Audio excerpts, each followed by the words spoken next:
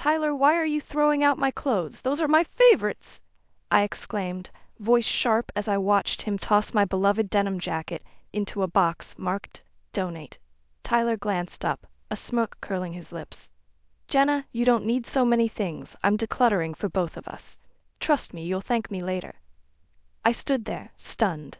My husband of 10 years had never behaved like this before. We lived a pretty average life in our suburban home. I worked as a graphic designer. Tyler had a stable job in IT. Our life wasn't perfect, but it was comfortable. But standing in our cluttered bedroom, which Tyler was transforming into a museum of minimalism, I felt anything but comfortable. "You're kidding, right?" I asked, hoping to see a glimmer of a joke in his eyes. But he was dead serious. "No, Jenna, it's time for a change. We have too much unnecessary stuff. It's suffocating." "Suffocating? Are you listening to yourself? Those are my belongings. You can't just throw them away." My voice wavered between anger and disbelief. Tyler shrugged, continuing to sort through my things. "I've been reading about minimalism. It's supposed to clear our minds, reduce stress." "Whose mind? Your mind? I need my things, Tyler. I use them." I tried to pull my jacket from the pile, but he held it firmly.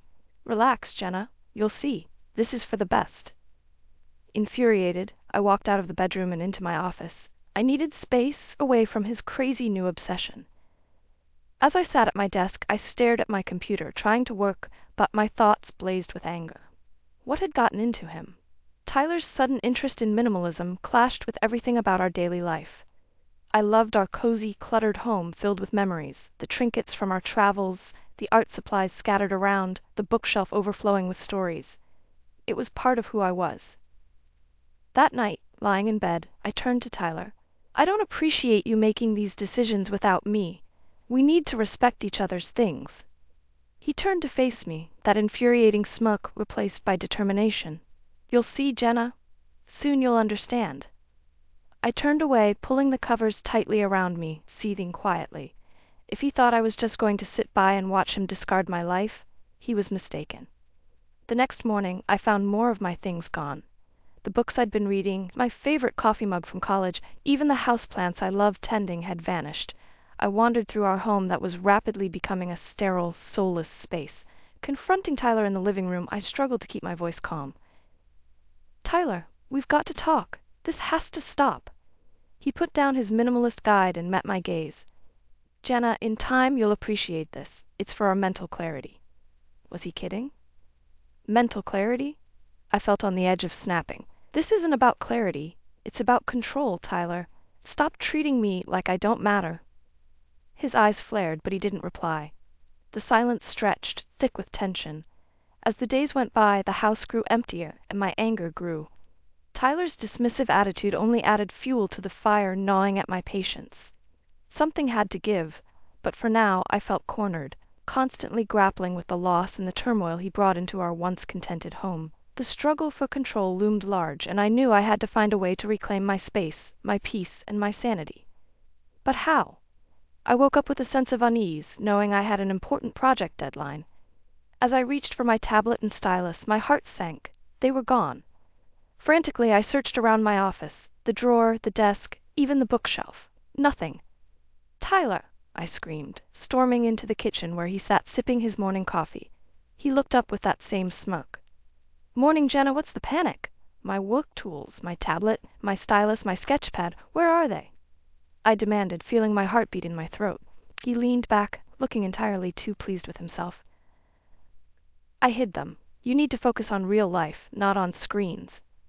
"Are you out of your mind?" I shouted, anger making my words sharp. "I need those for my job, Tyler. This isn't some hobby. It's how I pay the bills." He shrugged nonchalantly. "You're too dependent on these things. I did this for your own good." My fists clenched. "For my own good? You're sabotaging my work. Give them back now." "Not until you calm down and realize I'm right," he said, standing up and crossing his arms. Desperation clawed at my insides. I didn't have time for this. My deadline was looming, and every minute without my tools was another nail in the coffin of my professional reputation. "Where did you put them?" I asked, my voice breaking. "There are more important things than your deadlines, Jenna. Trust me, this is tough love," he said, making me feel like a child being scolded. I couldn't take it anymore. I grabbed my car keys and left the house, driving aimlessly just to clear my head. I ended up at a coffee shop, trying to figure out how to salvage my project. But without my tools, I was helpless. Hours passed, and I knew I'd never make the deadline. My client's messages went from concerned to irate. Back home, Tyler sat watching TV, unbothered by the chaos he'd caused. "Are you ready to admit you're too consumed by technology?" he asked when I walked in.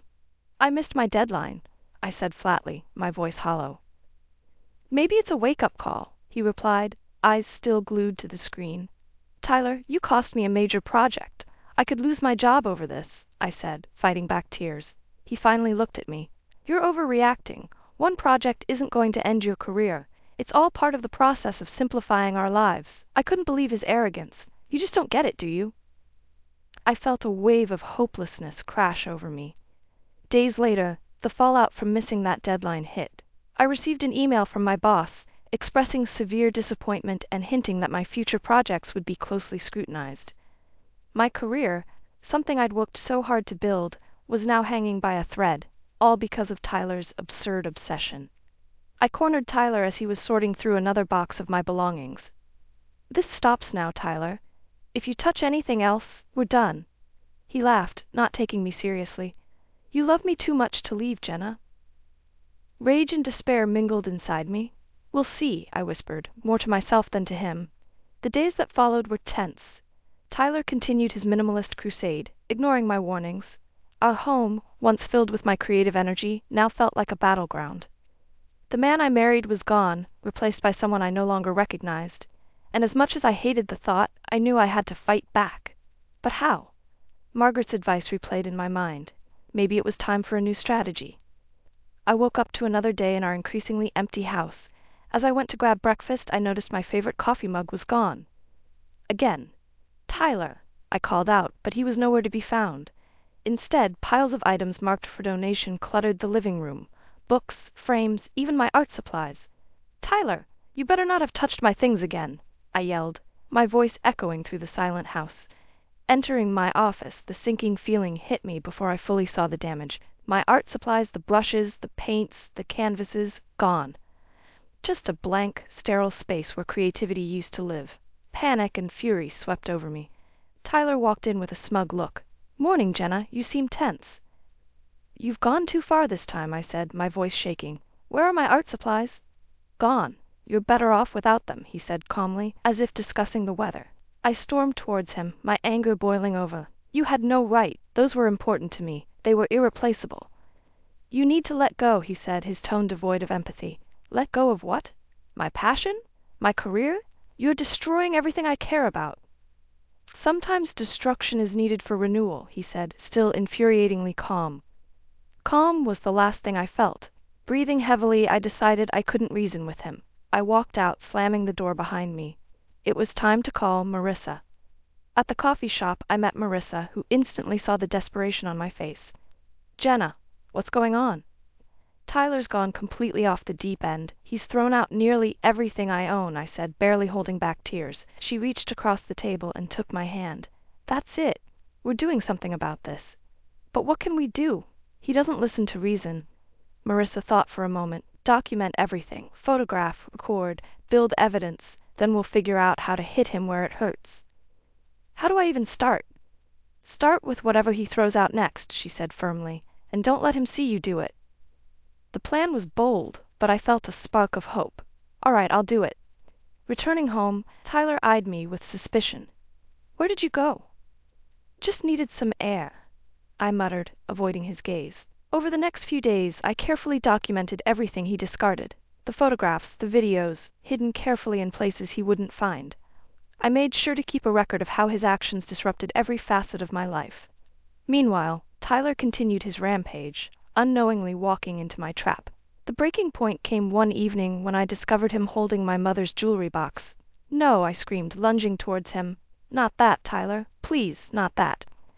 He looked at me, eyes cold. "It's just stuff, Jenna." "That's my mother's, Tyler. It's all I have left of her," I pleaded, tears streaming down my face. His expression didn't change. "You need to learn to let go." "That's it, Tyler. If you toss that, we're done. Do you hear me? Done!" I shouted, my voice echoing off the bare walls. Marissa entered the scene, a fierce look on her face.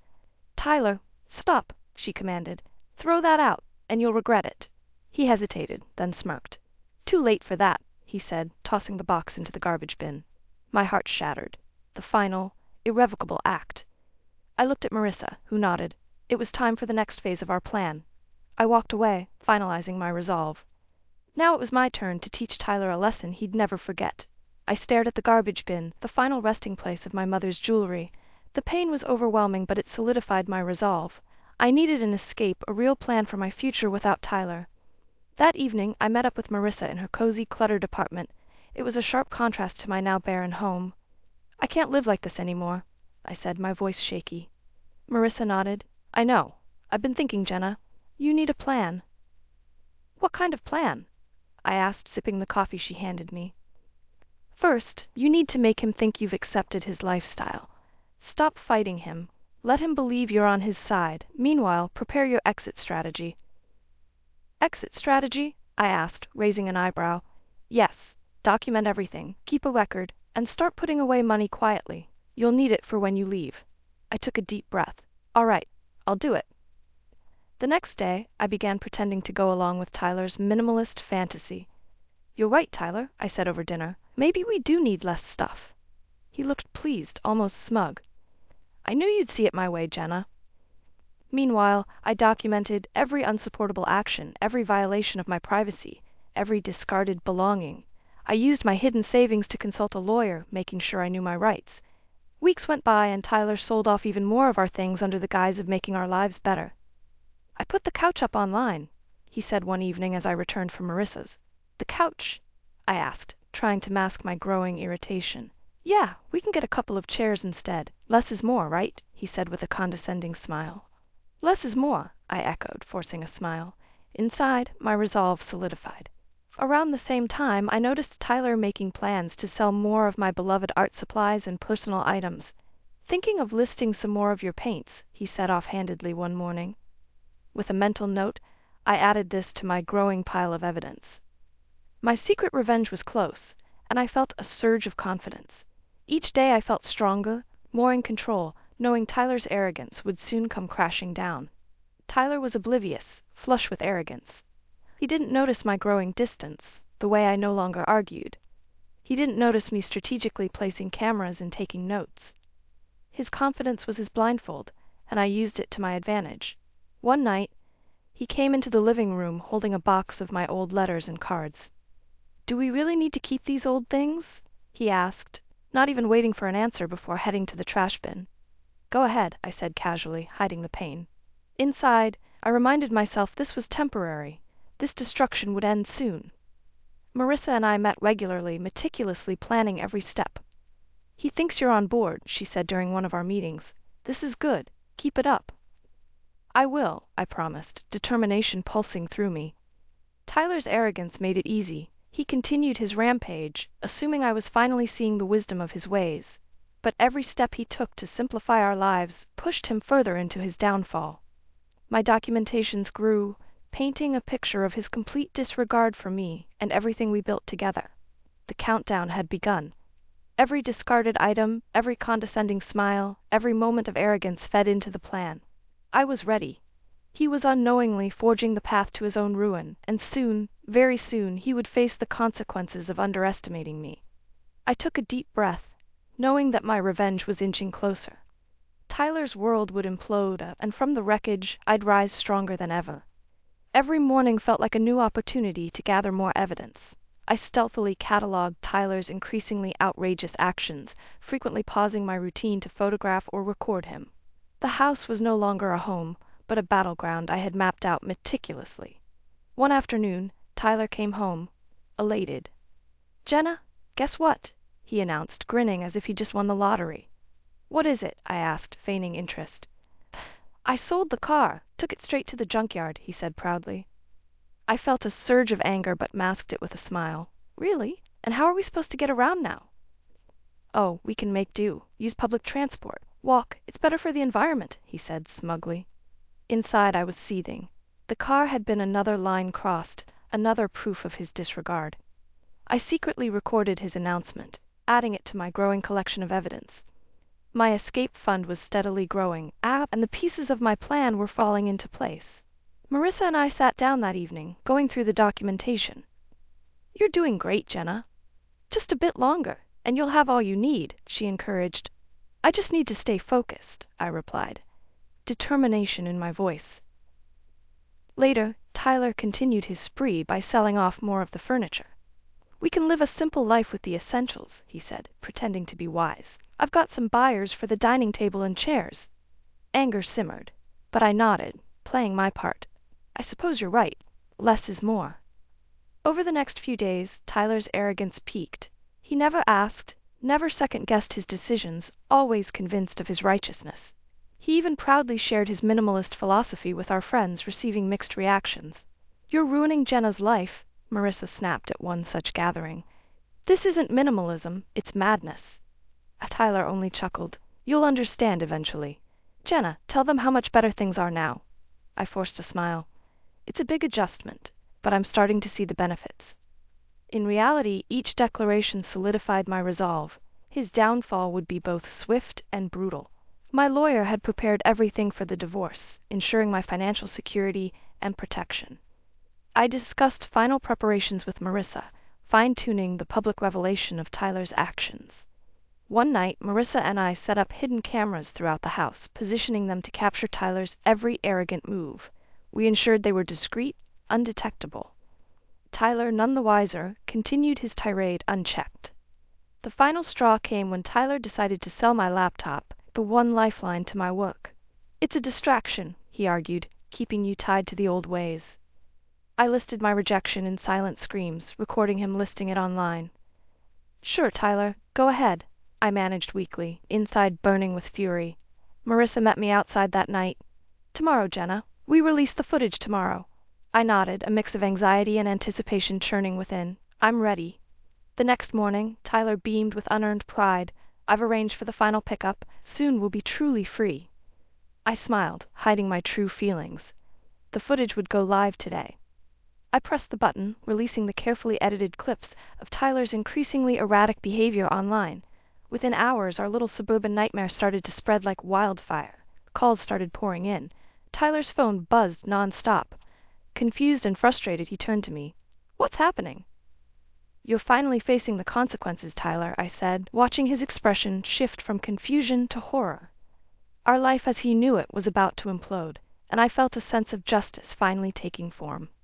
I had steps to take, legal papers to file, a future to reclaim. What came next was his downfall, a consequence he never saw coming. Tyler's phone buzzed incessantly as the footage circulated online. He looked bewildered, flipping through calls and messages. The smirk that had become a permanent fixture on his face was gone, replaced by a taut scowl.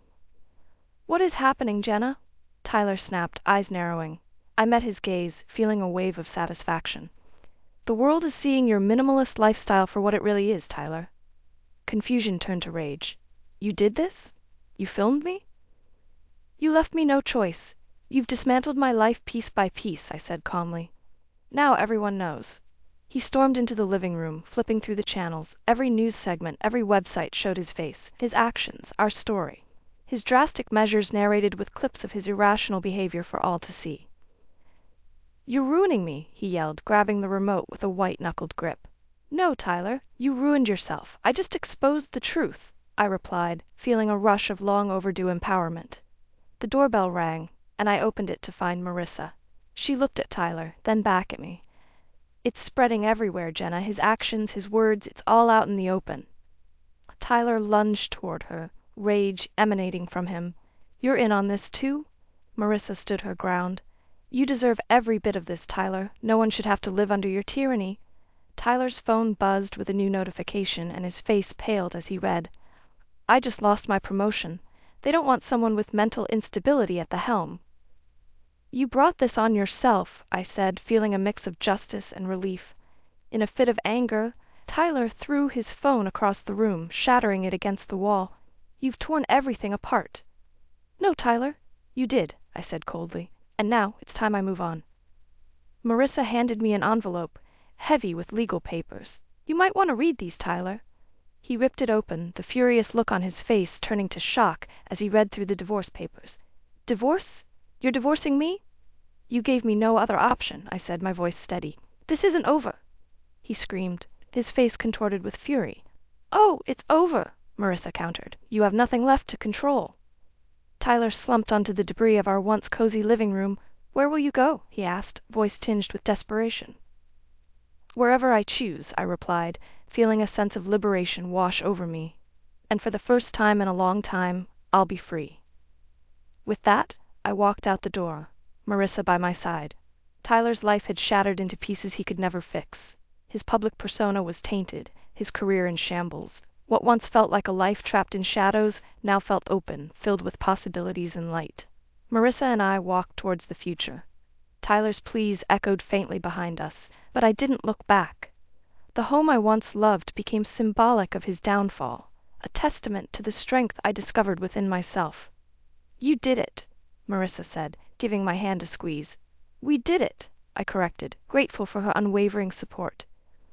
I knew the road ahead would be challenging, but for the first time in a long time, it felt like my own. One filled with opportunities that no amount of Tyler's tyranny could ever take away. Tyler's pleas faded as Marissa and I walked away from the house. For the first time in ages, I felt an overwhelming sense of freedom, but the feeling was mixed with a sobering awareness of the path ahead. The next few days were a whirlwind. I had legal meetings, packed the few possessions Tyler hadn't managed to sell, and started building my new life. Tyler, on the other hand, was unraveling. I received messages from mutual friends, all detailing the chaos. He's not doing well, one said. He's a mess, added another. While part of me felt satisfaction, another part expected it.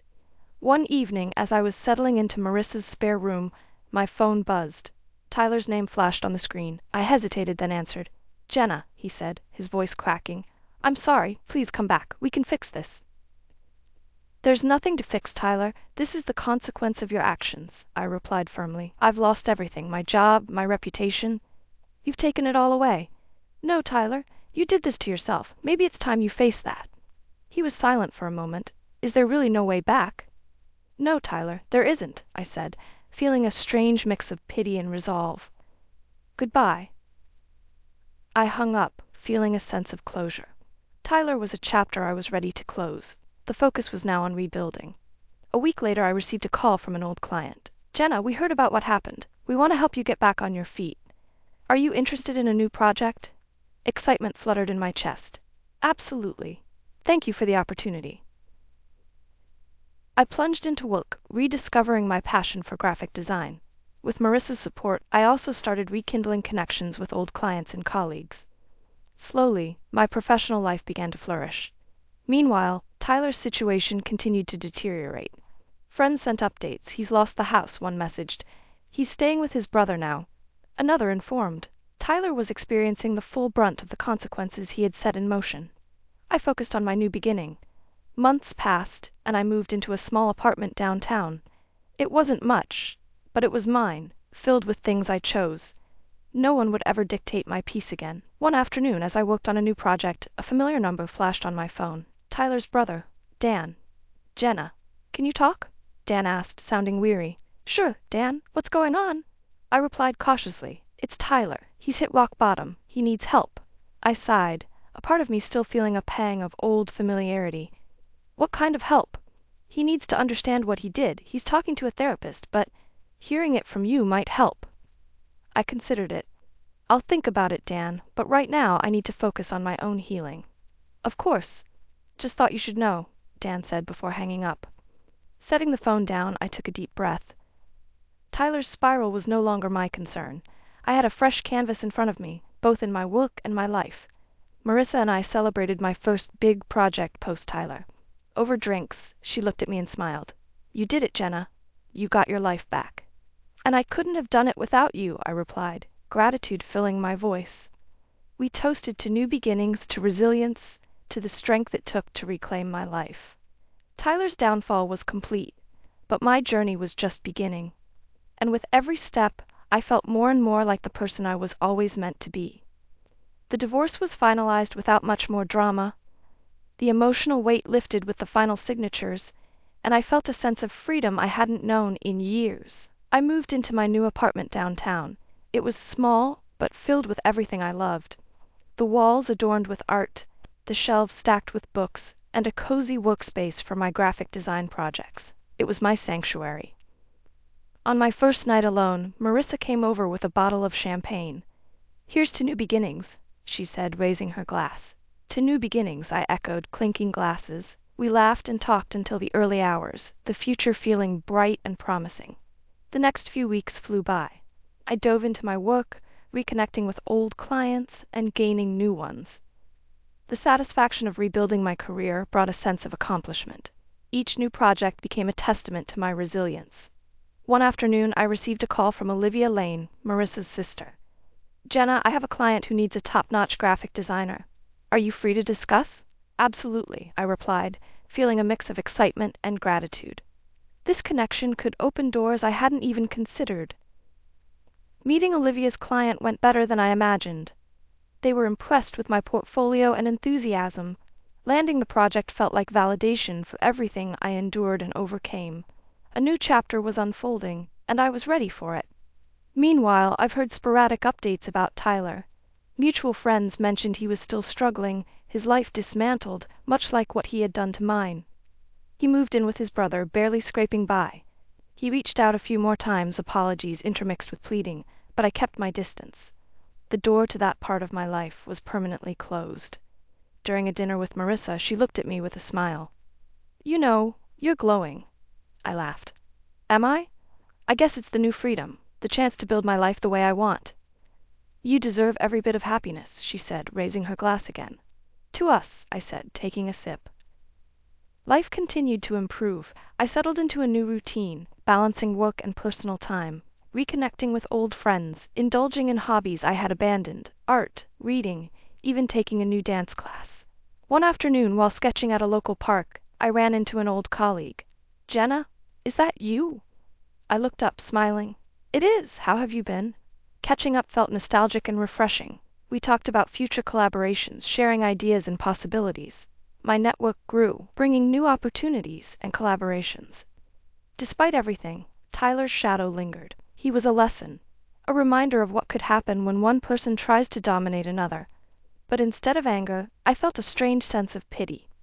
He had lost everything through his own actions and was now paying the price. One morning, I received a package. Inside was the jewelry box Tyler had thrown out, carefully restored. No note, but I knew it was from Marissa. Tears welled up as I held it, feeling a closure I didn't know I needed. That weekend, Marissa and I went out to celebrate. We danced, laughed, and wondered about the future. The weight had lifted, replaced by hope and excitement. Standing on my apartment balcony that night, looking out at the city lights, I felt a deep sense of peace. Life had thrown curveballs, but I had come out stronger. Revenge wasn't sweet, but justice. Finding my voice and reclaiming my life, that was the real victory. As I prepared for bed, I glanced at a small mirror by my bedside. The reflection showed not just someone who survived, but someone who thrived, someone who embraced every new day with gratitude and a sense of purpose. Tomorrow was another chance to build, to create, to live fully, and I was ready for it.